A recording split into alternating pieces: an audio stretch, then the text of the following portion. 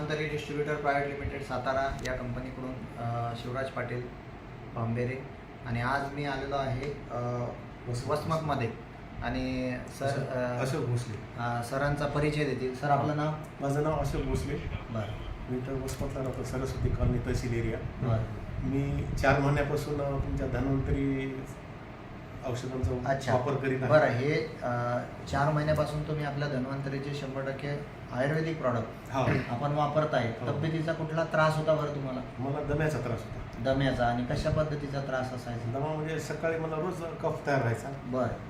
कफ तयार झाल्यानंतर ॲलोपॅथीची जी गोळी आहे ती गोळी ओढली की मला त्रास कमी व्हायचा. बरं. आणि हे कसं आहे, गोळीचा जोपर्यंत गोळीचा परिणाम आहे तोपर्यंत ते सुरू व्हायचं, बरं, थांबायचं आणि परत सकाळी सुरू व्हायचं परत. दम्यासाठी तुम्ही किती वर्षापासून त्रास होता सर? हे कंपनीला मला 5-7 वर्षापासून त्रास होता. 5-7 वर्षापासून.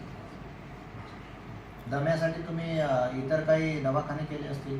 दवाखाने नाही, इतर नाही दवाखाने केले, फक्त ॲलोपॅथीचा इलाज केला. त्यानंतर हे जे धन्वंतरीचं जे मेडिसिन आहे ते कोणी सांगितलं बरं तुम्हाला? ते कसा परिचय झाला? परिचय असा झाला की मी सहज फेसबुक चालत होतो. बरं. प्रकाश राहटेची त्याच्यात जाहिरात होती. बरं, प्रकाश राहटे सरांचे तुम्हाला काही रिझल्ट बघायला मिळाले. हो हो. तर त्याच्याहून तुम्ही विश्वास ठेवून त्यांच्याशी कॉन्टॅक्ट केला.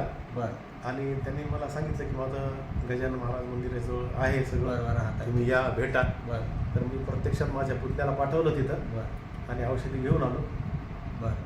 आणि साधारण औषधं सुरू केल्यानंतर तुम्हाला कितव्या दिवशी आराम किंवा फरक जाणवला बऱ्याच की चांगलं औषध? हे 1 महिन्यात काहीच मला फरक नाही पडला. समजा बरं. 1 महिन्याच्या नंतर थोडा बरं. दुसरा डोस तुम्ही सुरू केला दुसरा त्यावेळेस सुरू. जास्त जाणवला. करेक्ट. बरेच लोक काय करतात, घेताना 8 दिवसामध्ये विचार करते. घेतलं कुठलीच बरोबर. डोकं दुखलं, गोळी घेतली, शांत झालं. थोडा संयम ठेवून जर घेतलं तर खूप चांगल्या पद्धतीने. दमा या त्रासासाठी आपण कुठल्या औषध घेतले सर? याच्यापूर्वी कुठलेच औषध घेतलं नाही. अच्छा. ॲलोपॅथीचं औषध घेत होतो. बरोबर. धन्वंतरीचे कोणकोणते घेतले? दाखवा बरं आम्हाला. एमोरिच, डिटॉक्सिफायर, डेक्ट्रोफाइन, रेस्पिरिज आणि सोबत स्पिरुलिना. अच्छा. 4. बरं.